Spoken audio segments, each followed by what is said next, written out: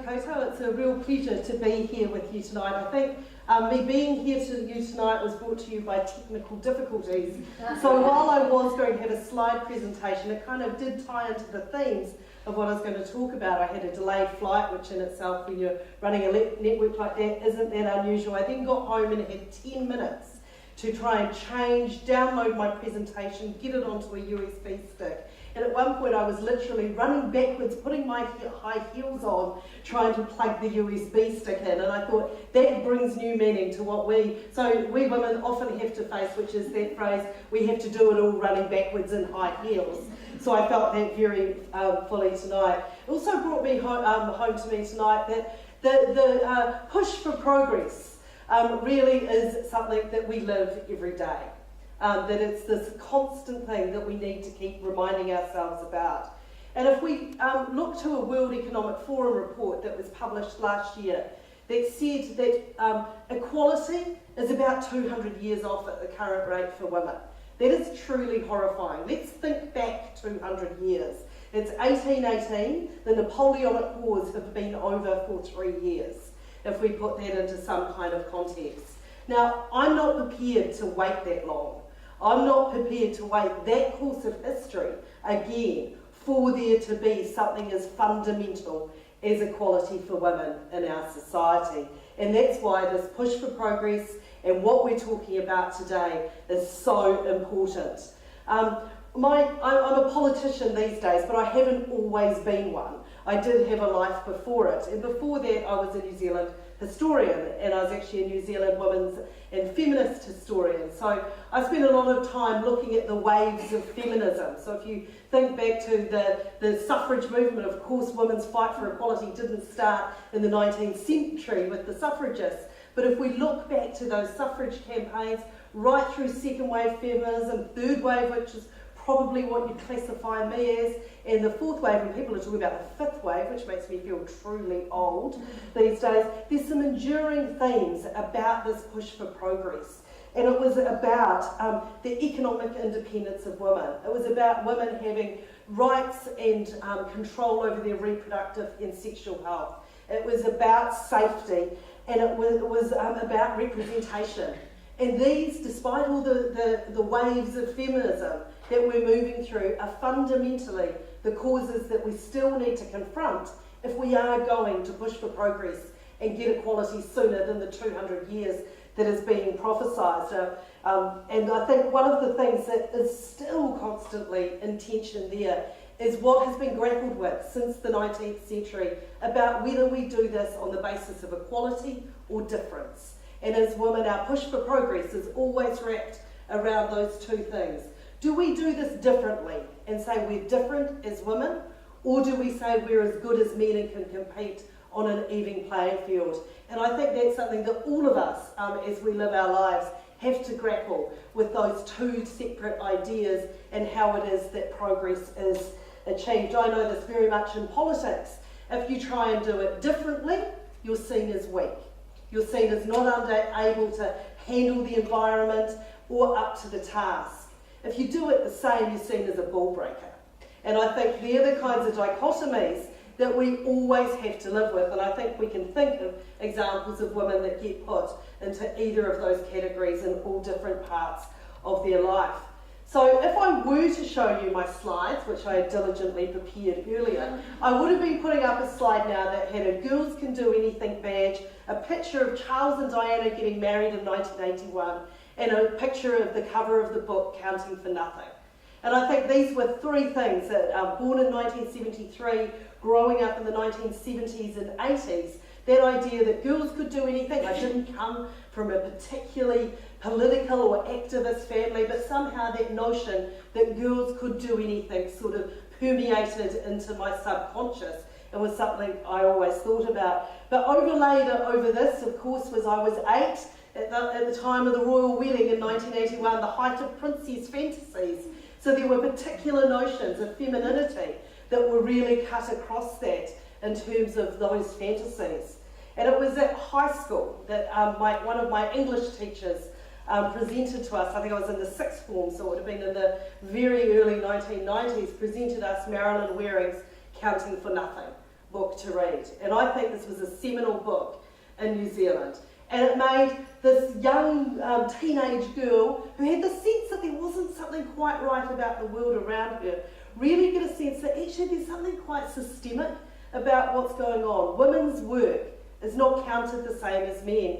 And what Paula was talking about in terms of pay parity, the economic independence of women that our suffrage foremothers were fighting for, is something that was really laid clear to me in that book. And I think that's something we still grapple with.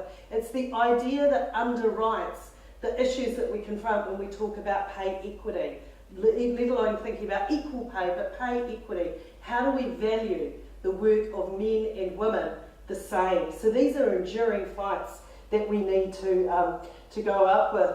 I would then have flipped to my next slide in talking about my journey, and there would have been a picture of a woman in her 40s with a baby in the 1940s. My grandmother, Nellie Trewin, with my mother, Maureen Woods. Nellie Trewin had left school at the age of 12. She was one of 16 children, the daughter of Irish migrants, one of the smartest women that I've ever met, and one of the staunchest and bravest and most courageous women that I'd ever met, tending to my mother, who left school at 16, because that's what happened in the 1960s. And then there would have been another picture there, and it was a picture of a jacket with a brooch on it. And it was my grandmother's brooch that I wore on the day that I was sworn in as a minister. And I remember putting that brooch on that morning and thinking, and tearing up quite a bit, and thinking, when my grandfather bought my grandmother this very little cheap trinket, they would never have imagined that one day their granddaughter would have been putting it on to wear to her swearing in as a minister of the Crown. And I think that that kind of progress we have to measure, not just on the global terms, but we have to measure in everyday lives, because progress is made all around us, and it's something that we have to look for. And I think that role models are really important for us as we measure this progress. My grandmother is one of my key role models. She was a woman that was determined, she was a woman who was true to her thoughts, and she was a woman who was loving and caring and brave. And I think they are all the qualities that we need as we do seek to make the world a better place. And part of seeking to make the world a better place is pushing for equality and pushing for progress. And I was also reflecting on the need for role models in this push for progress, and women helping women. Now that's not always a given, and it's something that's sometimes quite uncomfortable to talk about. That sometimes in all walks of life there's this idea that there's a set number of places for women, and women need to compete against each other for those places. And there isn't sometimes the helping and the mentoring and the nurturing of other women through those. And I think if we're committed to shrinking that 200 years down, that's something each of us needs to take on, that we need to encourage other women.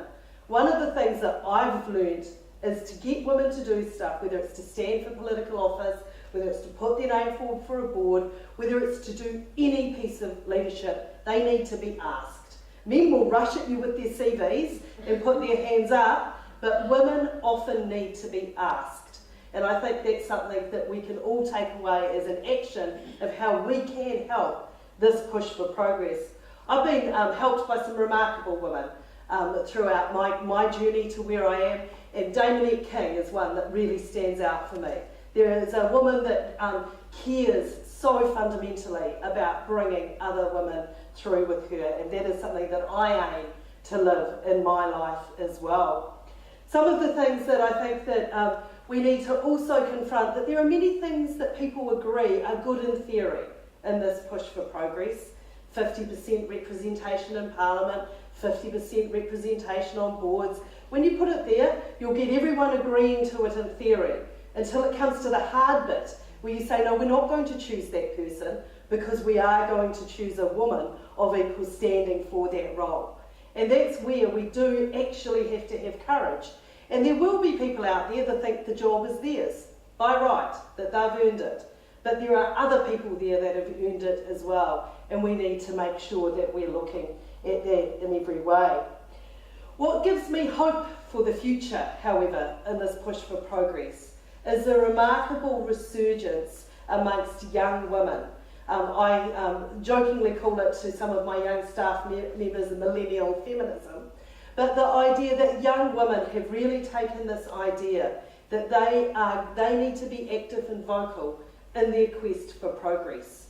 I think there's an embracing of new technologies, and things like the hashtag #MeToo campaign are part of that. It's giving a platform and a way to tell stories that can connect and bring people together that hasn't existed before. And I think that's vital. Of course there'll be setbacks on the way. That progress is never a linear thing.